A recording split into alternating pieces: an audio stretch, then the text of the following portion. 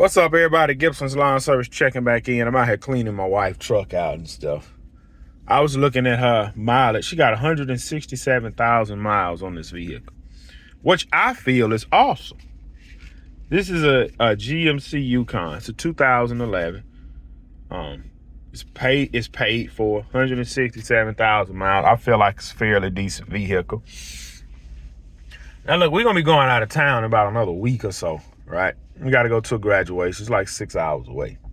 But anyway, I was praying early in the week because I was like, man, I'll grab a rental, run up there and come on back. I said, no, I don't want to get no rental.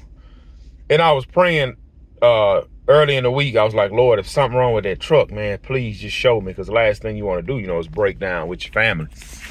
So yesterday, when my wife was going to eat breakfast with one of her friends, and she had called me. She said, hey, man, the truck making a noise. Sound like it's rubbing.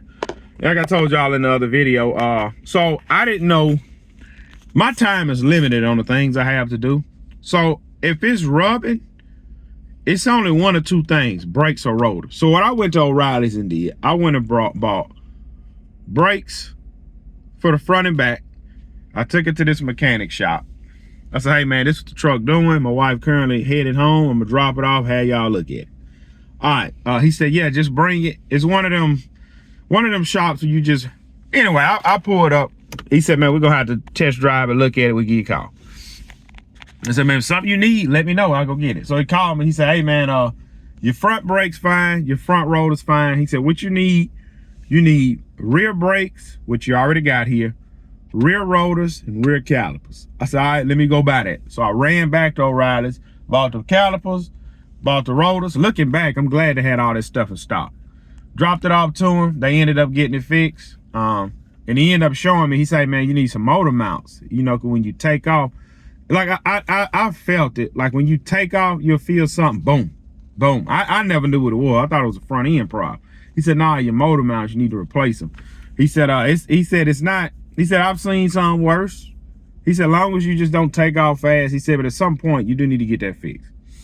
So I'm going to get that fixed when we come back from out of town, the motor mounts, because this coming week, this is my full week where I'm going to be working 4 days a week. And then this Saturday is me and my wife's anniversary. And then the following Monday, we're going to be going out of town. So me trying to get the motor mounts fixed, because I want to go to my mechanic and get that done. And he's normally booked out a week in advance. So me getting that done, I'm just going to wait till we get back. But this is what I was looking at, man. I said, man, bro, I can't. It's always something.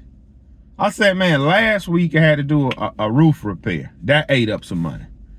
Then this week, I had to get my wife's truck fixed. That ate up more money.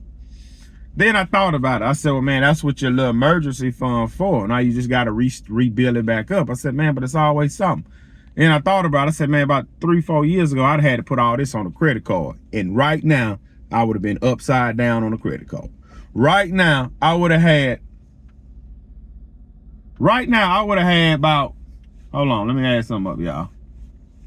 Right now, I'd have had like $1,200 on a credit card. Dang.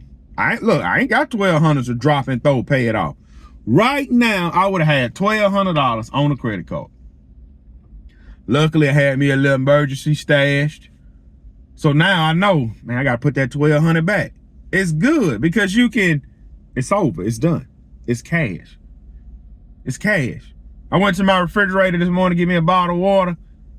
I said, man, years ago, man, I'd have had to finance this refrigerator. It's cash. It hit different when it's cash. It feels different when it's cash.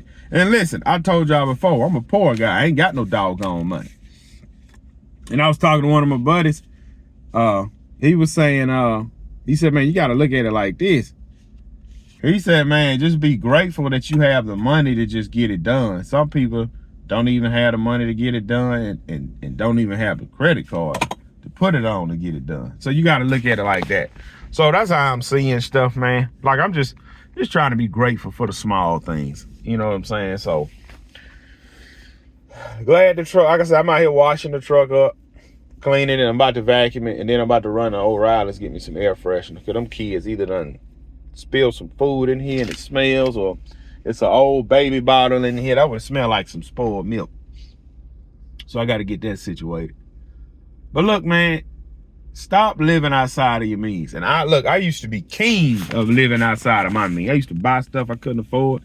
Like now, not being in that predicament, you know what I'm saying? Like, look, I just sent another payment in on my work truck.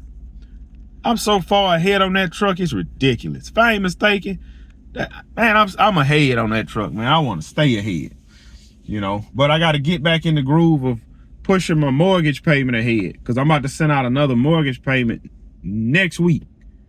Either next week or the week after.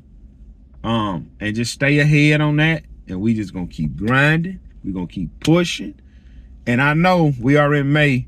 Hopefully, I really do want to go ahead and lock in about 20 more properties, man, so I can get right. But anyway, look, let me finish this truck. Catch y'all on next.